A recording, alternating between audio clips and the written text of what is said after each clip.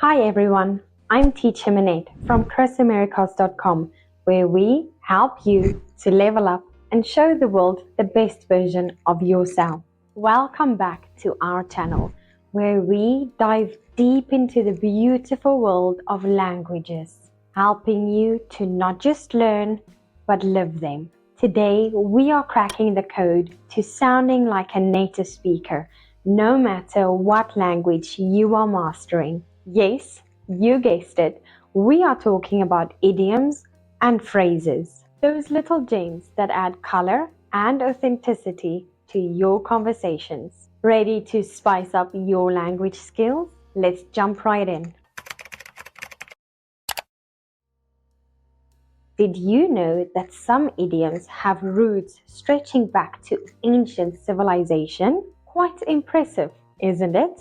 One such contender for the oldest idiom is to break the ice. This expression, signifying the act of initiating conversation or alleviating tension in a social setting, traces its origins to the practical necessity of breaking the ice to clear a path for ships in icy water. This practice was particularly crucial in the Nordic countries, when navigating through frozen waters during winter was a daunting challenge. So what exactly are idioms? Imagine expressions that have meanings that you can't always figure out just by looking at the individual words. Like kick the bucket.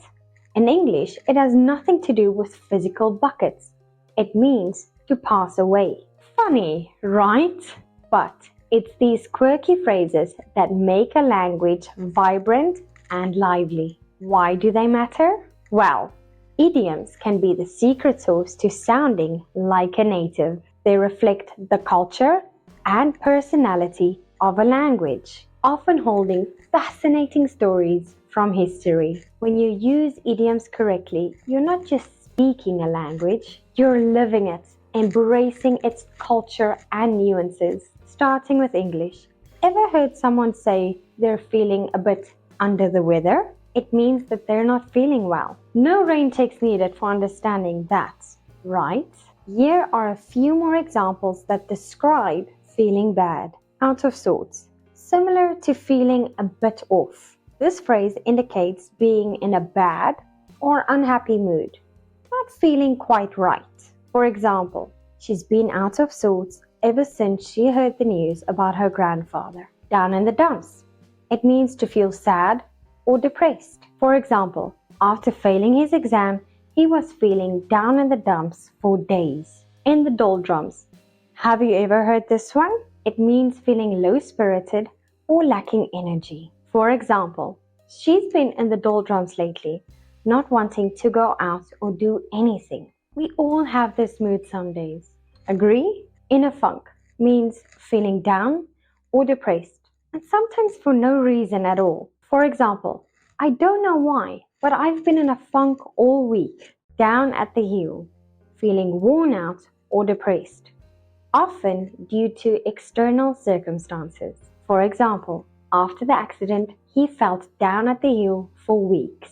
Feeling the blues, it means feeling melancholic or sad. For example, whenever it rains, I start feeling the blues. In a slump, it means feeling low or lacking motivation, especially in terms of productivity or mood. For example, I've been in a slump lately. I just can't seem to get anything done. In Spain, if you are told to not throw the house out of the window, hold on to your bricks, because it means to not spend all of your money in one go. And in Japan, if someone is having a wide face, they are not commenting on physical appearances, but saying that you are well-liked or popular. Who knew faces could stretch that way? If someone in Germany says to you, "That's not my beer," it has nothing to do with drinks. It simply means that they're saying, "That's not my problem," or "It's none of my business." So you will have to solve your own problems. These are just a few examples, but there are countless idioms unique to each country and culture, reflecting the richness and diversity of language around the world. Let's consider some of them.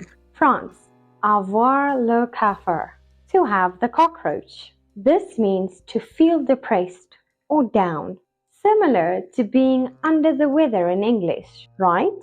China. 我是青鼠. This translates to drawing legs on a snake and is used to refer to unnecessary additional efforts. In English, the idiom that describes unnecessary additional efforts is adding insults to your injury. This phrase is used to convey the idea of making a bad situation even worse by doing or saying something that even further aggravates or compounds the situation. It implies worsening an already unpleasant circumstance instead of resolving it. Japan. Saramoki karaoshiru, translated as even monkeys fall from trees. It means that everyone makes mistakes.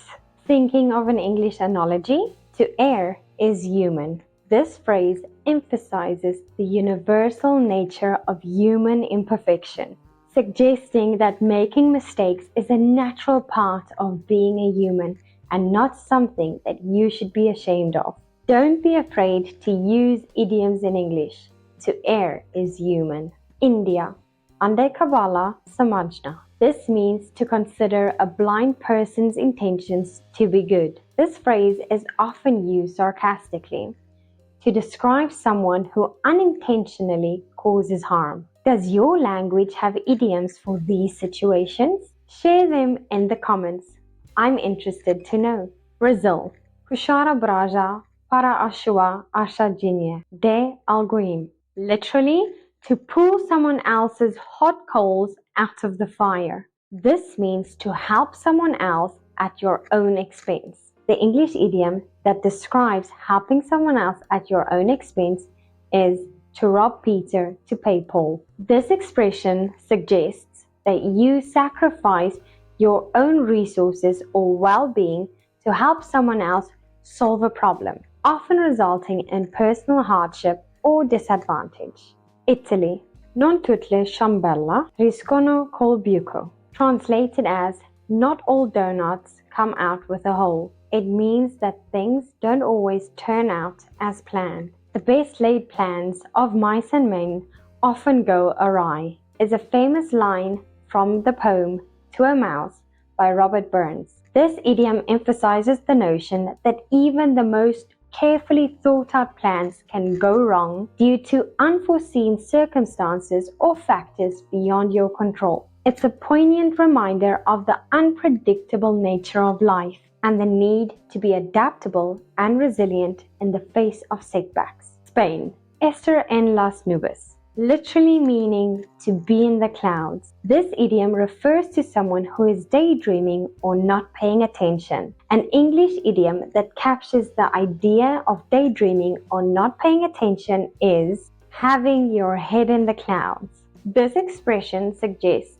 that someone is not fully present or engaged in the current situation because their mind is wandering or preoccupied with thoughts that are not about the task at hand. It implies a state of distraction or absent-mindedness. Arabic-speaking countries.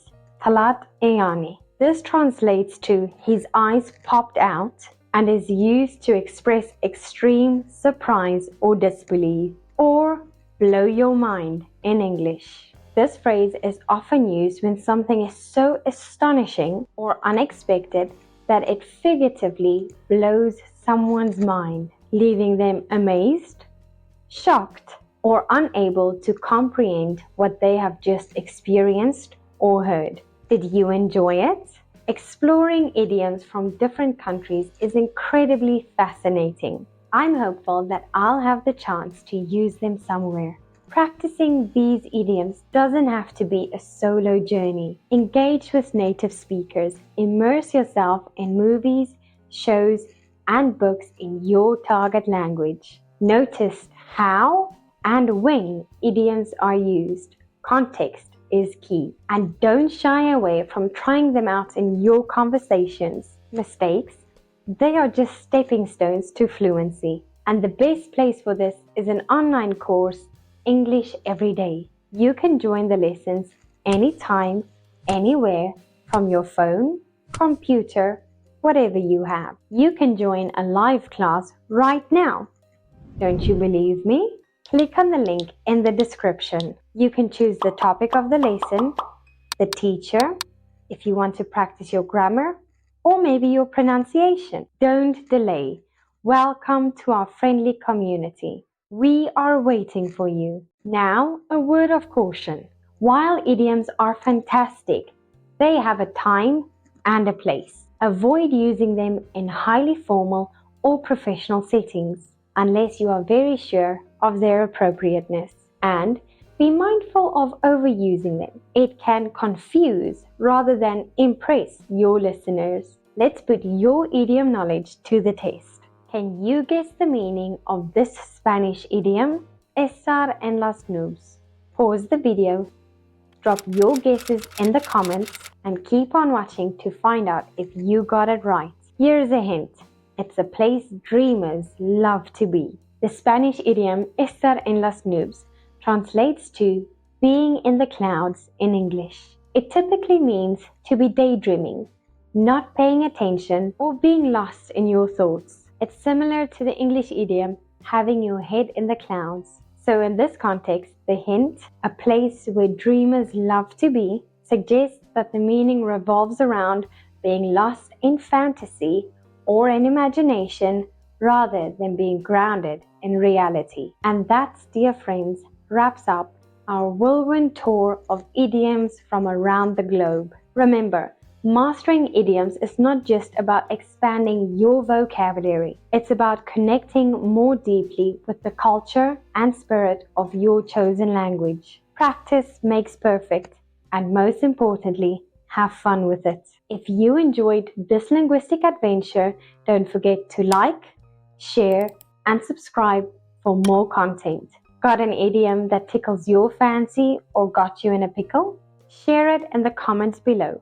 Until next time, keep living the language. Before we say goodbye, here's a quick story from one of our subscribers. While learning French, they wanted to compliment a friend's cooking by saying it was not my cup of tea, thinking it meant exceptional. Turns out it means the opposite in English. A funny mix-up that turned into a memorable learning moment of the importance of understanding idioms correctly. Remember, every idiom has a story, and every mistake is a story in waiting. Share yours, and let's keep learning together. I will see you in the next video. If you want to learn more, go to our website, chrisamericas.com.